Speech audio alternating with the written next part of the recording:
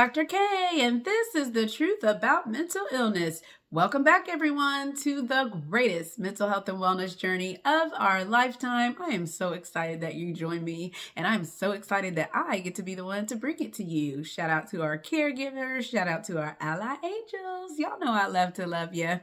We are in 2025. My last video was around the holidays, and I'm hopeful that everyone had a wonderful holiday season. Even if you don't celebrate the holidays, I hope that you ended 2024 well, and that all of us have stepped into 2025 with, gratitude and motivation, to get at this year and make it, the best that we can for ourselves and for, those around us and the world that we live in. And so my life has been in a lot of transition and a flurry of activity. And so I am just so blessed, and I'm just so very grateful for, what God has done in my life in 2024 and how he has, brought me into 2025. So today we are going to talk about anxiety, and we're going to talk about a special type of anxiety that I experienced. And since I recently experienced it, I was like, oh, I feel like I need to talk about this because I know that I'm not the only person in the world that has felt this way regarding anxiety before. So let's just overarch anxiety in general, and let me just highlight some of the specific symptoms so that we can kind of get that together. So anxiety in general is excessive worry, overall apprehension, and fear. A lot of these, fear of the unknown, worry about the unknown, things that could, possibly happen in our lives in all the areas that we are connected. And so that can also manifest in our bodies physically. What's happening, up here in our minds when we are experiencing some significant levels of anxiety. So excessive worry, difficulty concentrating, restlessness, irritability, that muscle tension, feeling like you're on edge or keyed up, or what I like to call on alert. And last but not least, sleep disturbances. And that's the type of anxiety that we are going to talk about today. I call it wake up anxiety. Why? Because I just woke up. How is my body already unrelaxed? What is going on? This is not something that I experience all the time. It's not like every day, every week, every month. It just, it just happens. And when it does, I don't like how it makes me feel. And so I have to go into my toolbox of strategies and techniques to make sure that I activate my day from the beginning in an appropriate way, in a healthy way, so that I can hopefully just make it through the day with some level of success. Okay. So again, mental illness is a full-time job. Okay. So in addition to all the other things, mental illness is a full-time job. Okay. It just is. And if you have mental illness, then you can raise your hand and, testify to that with me, because it is a lot of work. So yes, wake up anxiety, anxiety in general as a diagnosis. If you feel any of those symptoms that I just mentioned and they're like persistent, they just, they won't stop, you definitely need to reach out for help. I've talked to you all about this before.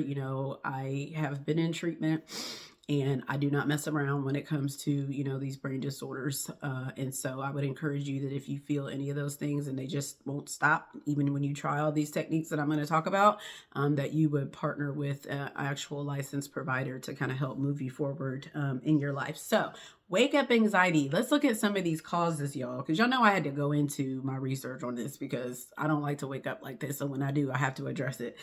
So poor sleep, obviously, unhealthy diet and nutrition, and then stress, right? That cortisol hormone will get at you. It's there naturally, and it does help us to wake up. But if you're in an unrelaxed body, that spike might be, a little bit higher, causing you to feel anxious when you do wake up. And so your symptoms may be, physically manifesting in any of those ways that I just described. And then overthinking. When you're overthinking things, it's like your mind is never has an opportunity to rest. So I said to someone, I think maybe a day or so ago, like, okay, I got one anxious thought. I got one opportunity to address it, and then I'm done. Like, I don't want to keep going down this road, of overthinking. This is extremely hard to do. There is no magic wand, y'all. I'm trying all kinds of things. And you'll see when we get to my list. I just try all kinds of things because there's just some things that I don't like to feel that way. And I need to address it, and I need to understand it in order to address it, which is why I go to treatment. See how all that goes together? Okay, so when I wake up anxious, this is what I feel. My heart is racing, my chest feels tight, and my biggest indicator is my lack of concentration. How do I already know that? And all I did was wake up. It's because before I do anything, okay, vulnerable moment, in order for you to understand the back end, the first thing I do when I wake up and I realize I'm still on this side of heaven, God still has a purpose for my life. I'm supposed to be doing something, today. I start to pray. And I know for myself that if my prayers are like, like all over the place, if you will, then there's a lack of concentration, and I can trace that to some level of anxiety connected to how my body feels. And all I did was wake up. So when I wake up like that, I feel like my day or my world has just been jolted into action, right? And I don't like that. Like I don't like how that feels. I'm just saying, I don't like it. All right, so here's some strategies and things. There's 17 on this list, and I can promise you that throughout my entire life with these brain disorders, I have done every single one of these things, and I'm going to tell you why when I get to the end. So grounding techniques is one thing. Definitely Google these things and definitely connect with a provider if you want to explore them a little bit further and what they may look like in a healthy way for you. So deep breathing, visualization. I like to say, go to your happy place. Where's your happy place? Go there.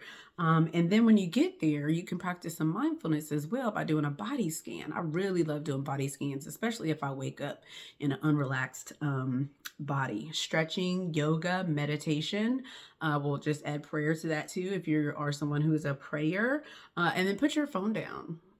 I do everything in my power not to even think about, look for, reach to my phone when I wake up in the morning. That is the last thing that I'm reaching for. So put your phone down. And when I say that, I don't say that in a way like don't activate any of these self-care apps and things like that. Like obviously you want to do something like that, but like get off social media. Don't start scrolling through email. You don't need to look at your calendar right this second, just give yourself some morning me time by just putting that phone down. Let it rest. Put it on the nightstand. Move it somewhere else on your bed.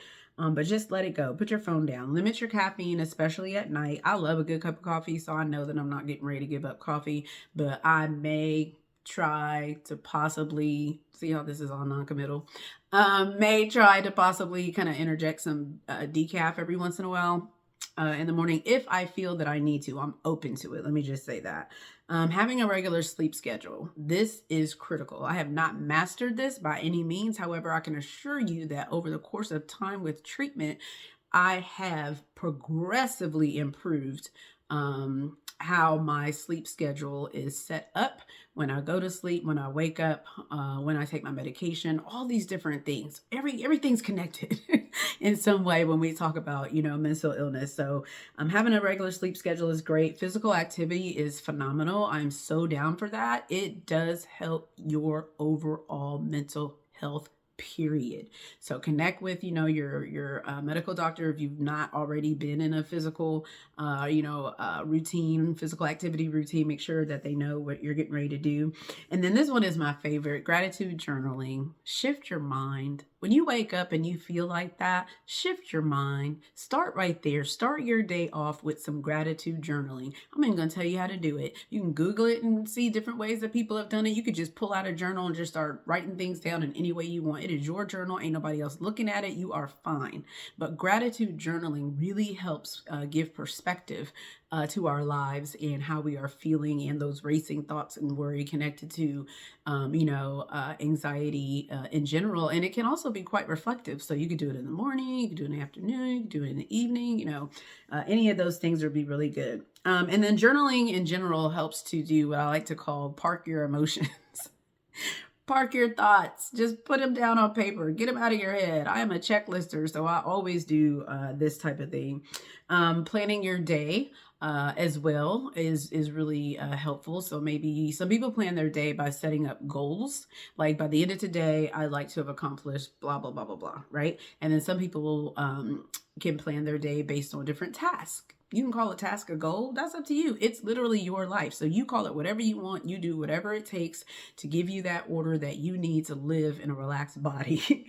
And then progressive muscle relaxation. I really love this. I do this when I'm doing self-care. I do this when I've been in meetings. I've done this with audiences, big and small, like progressive muscle relaxation. Google that.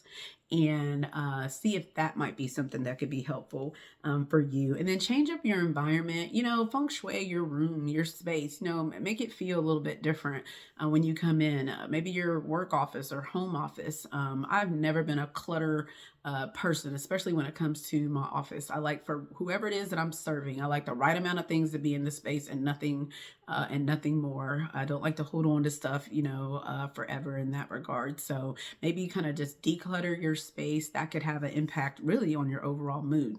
Also, light. I know that in the wintertime, there's not a lot of light coming through these windows in terms of sunlight. However, there is some. And so even just pulling back those curtains, opening up those blinds, increasing your overall mood with that light as well. And then, kind of having that be what helps to kind of calm your overall central nervous system in general, that you are taking a moment to just peacefully stand and absorb the light. Just saying that makes me feel great. Stand and absorb the light. Choose an alarm. This took me a minute. These phones. Choose an alarm that helps you wake up gradually instead of those alarms that are like, right? What? I don't want to wake up like that. Some people may need that to wake up. I don't know. I am not that person. I feel like if I had an alarm going off like that, that would really jolt me for real into the day. And I don't want that. I know that my body holds a lot on a regular basis. So that is something I can control. I'm definitely going to change it. Hydration, having a great, balanced breakfast.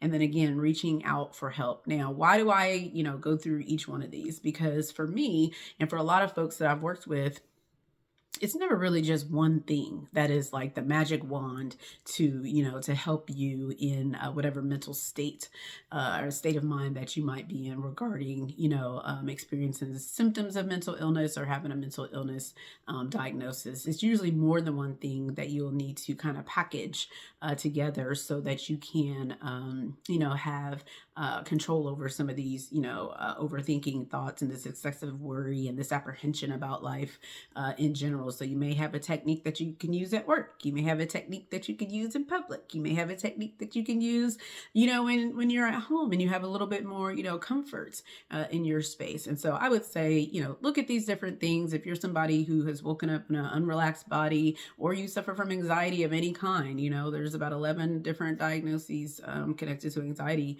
that clinicians use to diagnose. So a diagnosis of any kind in that space of anxiety, these techniques may be helpful for you. And again, please always connect with a licensed provider to help you understand your anxiety better. I did.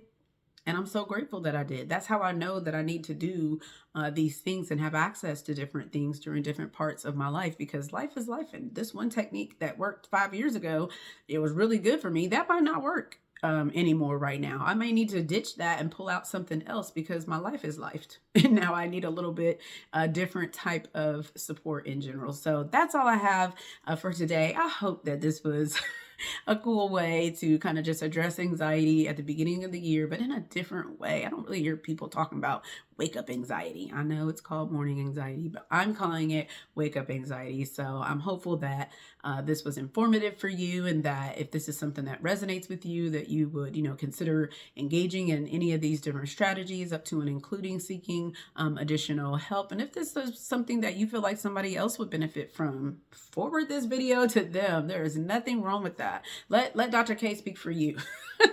I am perfectly fine with that. So I don't know what's coming next. Y'all know me. I just pop on here based on how I'm feeling, how I am experiencing my world with these brain disorders, and trying to, kind of just decrease the stigma and amplify help-seeking behaviors overall, while, affirming and empowering persons like myself that suffer from mental illness. So until next time, unto the nations.